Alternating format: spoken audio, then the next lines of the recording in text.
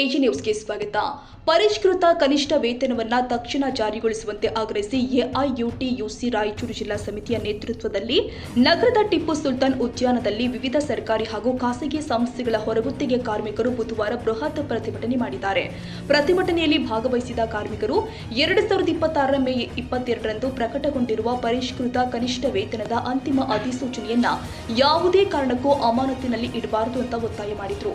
ಹಣಕಾಸು ಇಲಾಖೆಯು ಅಧಿಸೂಚನೆಯನ್ನ ತಡೆಹಿಡಿಯುವ ಪ್ರಸ್ತಾವನೆ ಕಾರ್ಮಿಕ ವಿರೋಧಿ ಕ್ರಮವಾಗಿದ್ದು ಅದನ್ನ ಕೂಡಲೇ ಹಿಂಪಡೆಯಬೇಕು ಅಂತ ಆಗ್ರಹ ಮಾಡಿದ್ದಾರೆ.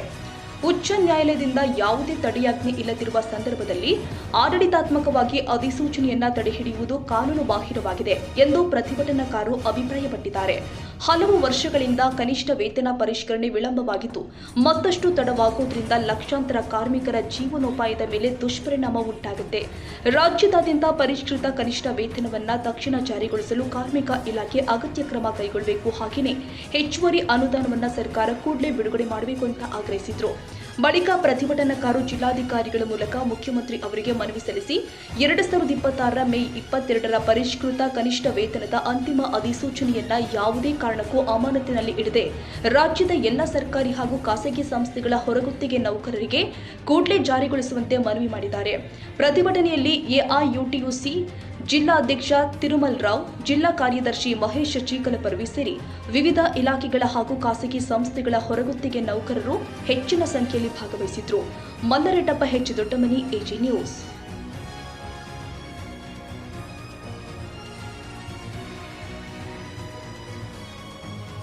ಕನ್ನಡಿಗರ ಮೆಚ್ಚಿನ ನಿಮ್ಮ ಎಜೆ 24/7 ನ್ಯೂಸ್ ಕನ್ನಡ ವಾಹಿನಿ ಇದೀಗ ಟಿವಿಯಲ್ಲಿ ಲಭ್ಯ. ನೋಟಿಸ್ ಕೊಟ್ಟಿದ್ರೆ ವಾಪಸ್ ತಗೋತೀವಿ. ಇವತ್ತು ವಕ್ಫ್ ಪ್ರಾಪರ್ಟಿ ಅಂತೇಳಿ ಬರ್ತದೆ ಅಂತ ಹೇಳಿದ್ರೆ ರೈತರು ಬೀದಿಗೆ ಬದಲು ಏನ್ ಮಾಡ್ಬೇಕಾಗತ್ತೆ? ಯಾರು ವೋಟ್ ಹಾಕಿಲ್ಲ ಅಂದ್ರೆ ಗ್ಯಾರಂಟಿನೆಲ್ಲ ಸ್ಟಾಪ್ ಮಾಡ್ಬಿಡ್ತೀವಿ.